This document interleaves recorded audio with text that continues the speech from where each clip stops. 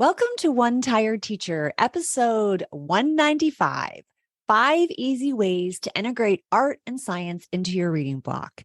And today, Lee is back. Yay! Yay!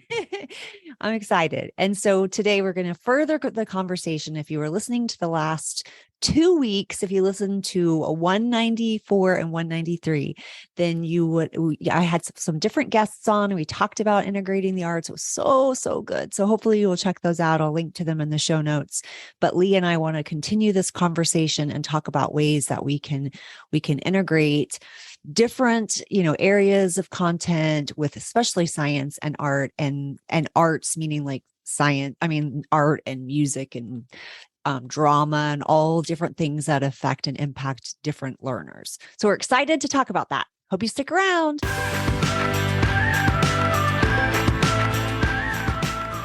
Welcome to One Tired Teacher. And even though she may need a nap, this teacher is ready to wake up and speak her truth about the trials and treasures of teaching. Here she is, wide awake. Wait, she's not asleep right now, is she? She is awake, right? Okay. From Trina Debery Teaching and Learning, your host, Trina Debery. And we're back. So we're ready to talk about integrating art and science. So Lee, first of all, how have you been? Exhausted. Being back at school is kicking my booty, but it's a good kind of exhaustion. I'm loving the school that I'm at, and the teachers that I work with are incredibly inspiring and amazing. And I haven't started pulling groups yet. So for those of you who are new to Two Tired Teachers, I recently stepped back into the classroom after, I think, 5 years at home. Wow. And I stepped into an interventionist role, which is like a role where you support students in need. And so because prior to that, it's a free for all. And here we'll give you all kinds of tasks. So. Exactly. Trina hit it right on the head. Until we can actually get our data in, which Florida has so much data we're pulling. I feel like all we do is test right now, which I'm helping to support with. But until all the data points are in and we actually form our MTSS groups, I literally am just the honeydew. And I say, yes. I will do that. So subbing, covering classes, lunch duties. What else have I done? I've done everything. Helping with testing. Florida teachers, you know what I'm talking about. The fast testing we've been doing. Been helping a lot. Which I hear is brutal and it takes forever and 3 times a year. Don't even get me started because I already went on a rant on episode 190 and where I lost it and cried. And part of that conversation or part of that was stemmed from things that you and I were talking about on the phone. And then another friend of mine who went into the media center and I just couldn't take it anymore. I was like, I'm so upset. It makes me so upset. So, okay. So that is crazy. And actually this is coming out in November. So hopefully by November you will be like on a roll with your group. I better be. We had conversations already. I've already told the people, that are higher than me, like, hey, I'm ready to work with kids. And it's always been after Labor Day, we'll have settled. But really fast testing has just kind of thrown a kink in there. And I think it was just fast testing that we take so much time to test. Yeah. That we actually don't get to instruct. Like it's like after Labor Day. It's mind blowing. We're recording this in September. It won't come out until November. But so I don't know. I feel. Oh, it's crazy. Well, and I think if it was just fast testing, it would be okay.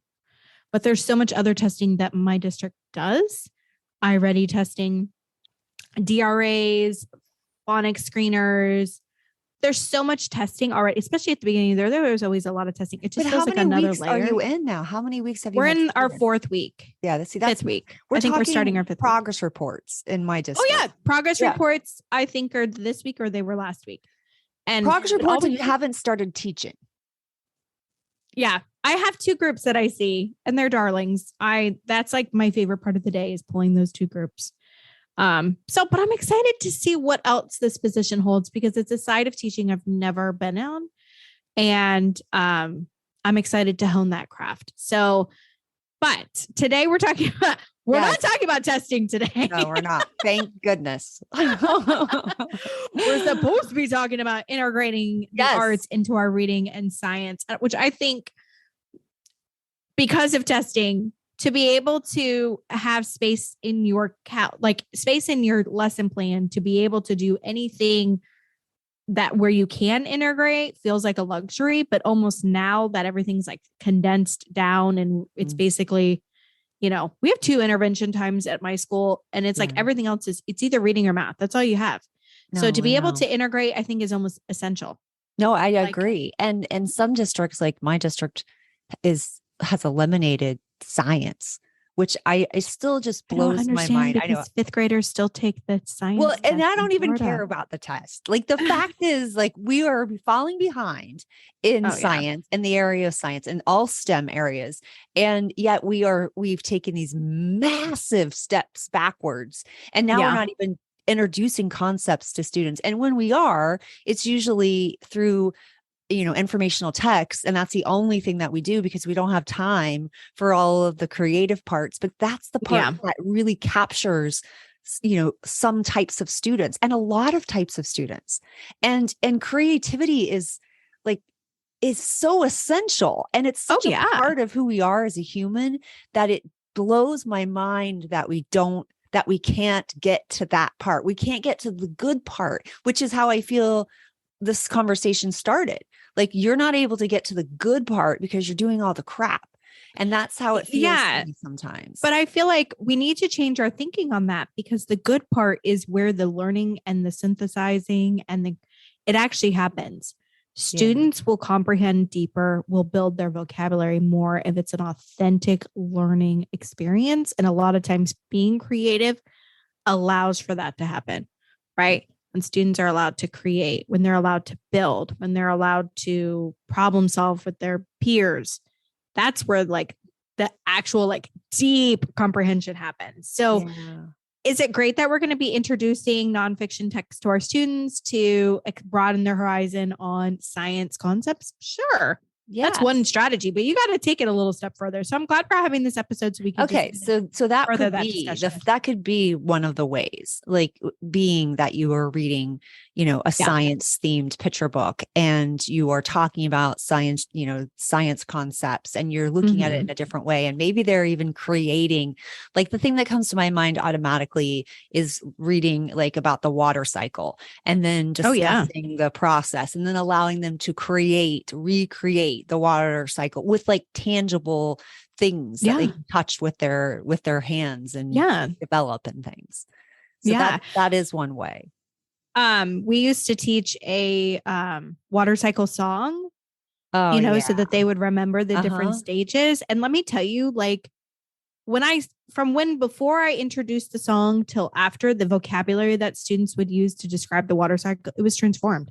Yeah. So like before students would be like, well, it goes up into the sky and it like forms clouds and then it falls down like rain and then it'll collect. Well, after introducing the song, they were actually using that target science vocabulary, condensation, precipitation, so it was like song is like magical. It actually, when we get it in that part of our brain that holds on to the memory, you can think of songs that come on the radio that you heard when you were a little kid and all of a sudden you're singing along. All the words. So I think like we talked about like specifically integrating music in 193 with my guest and it was like magical. So I think that's a perfect example of using songs. I know my daughter, she had a math teacher in 4th grade that like hit all of her learning styles and she used songs.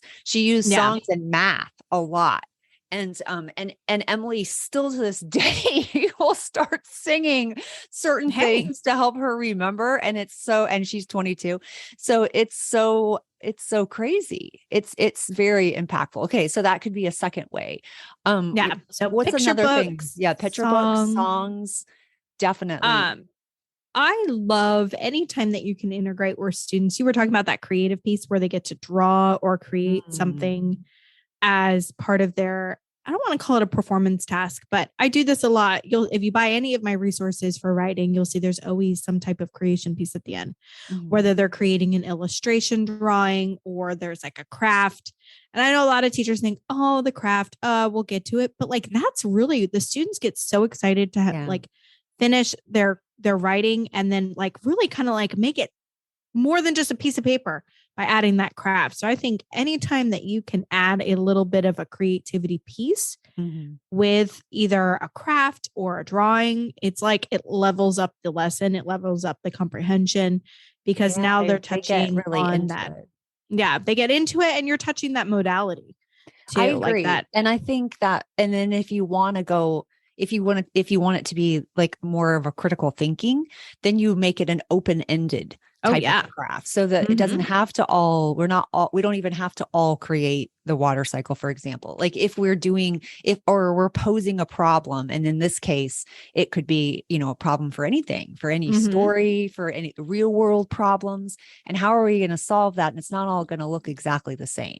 And I love that. That's what I love about like makerspace and STEM challenges, which I've been focusing a lot on in the last couple of years. And that's one of the things that I love the most is that if we're trying to solve the problem of, schools not feeling inclusive, let's say, and then they have to think about how they could do that. It's going to look different in the eyes of every student. And I think that is really powerful.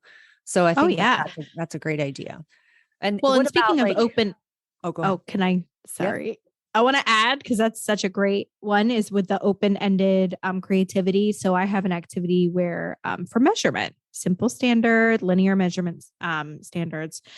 At the end of that unit, the accumulating activity is that they create a monster that they measure the different body parts of. And every monster looks different.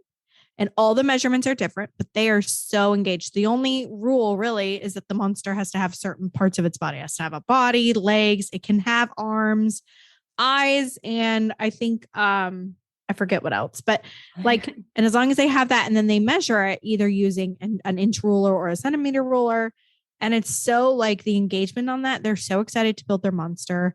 It is a true performance task, and it's completely open-ended because there's only guidelines, but every monster always looks different. So that's cool.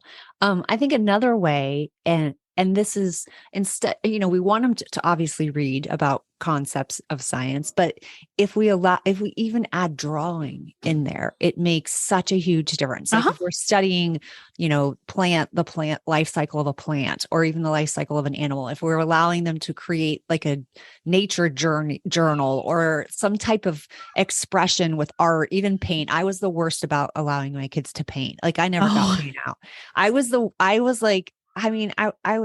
little crazy when it came to that because it was too messy. And I regret that. Yeah. And I regret, and glitter was like my arch enemy. So I have pulled out lots of glitter in my career. That's for sure. But anytime that they can do like a painting activity, we would do a watercolor paint when we would do Under the Sea, like a thematic unit. Which to me is, if you're not sure how to start with integrating the arts, like if you're not sure how to integrate like science topics or social studies topics, an easy way to do that is a thematic unit. But within that thematic unit of learning about ocean habitats, the students would create a watercolor art of animals, of their animal, like in their habitat under the ocean. And they loved that. Yeah. And it was so easy. And it really took, I think a lot of teachers are hesitant because they feel like, I don't have time. It took 15 minutes. Yeah. I was going to say, we feel like we don't have time because we're pressured by these pacing guides and things like that. Yeah. But then we don't understand why we have so many behavior problems. Oh yes. And we have behavior problems because kids can't just sit still for 7.5 hours a day. And it's necessary for them to be able to move and be able to learn in a different way. And some kids feel dumb in the way that we have to do constant school. So if we did more of these kind of activities, I feel like we would have less behavior problems, which would free up more time. Because that's the thing that takes up so much time, is having to stop and deal with that nonsense. Well, I think teaching has kind of become a sit and get, right? You're going Yeah. to sit and you're And going to get kids don't what I'm learn teaching like you. that. They don't. But I feel like they have, they like, learn I feel like through teachers feel like they play. have to, they have to open up their mouths and shove all this information in because it's going to be on a test or there's going to be some data point that goes to it. And if they don't know it, then the teacher looks bad. It is true. Like if it looks like the teacher looks bad, but the truth is if we as teachers stepped back a little bit and allowed students to be in control of that learning, and instead of the sit and get model, we had the maybe step back and let them figure it out model. I think you would see some magic there. Yeah. Some more project-based learning for sure. For and sure. I like the idea of like adding movement with their bodies, like Oh, some kind of yes. dramatic retelling of a scientific concept, or and integrating technology. Like kids get so excited. I mean, I had one-on-one iPad, so that was super fun, and there were so many apps and there was so much to learn, and they would we were focusing on the human body, and they recreated a system. Like some people did the brain, and they used like yarn and all this stuff for this big brain they created, and someone was doing the skeletal system, and they used paper towel rolls and toilet paper rolls, and they built like with the bones. It was so cool. And then they presented, each team presented on these systems.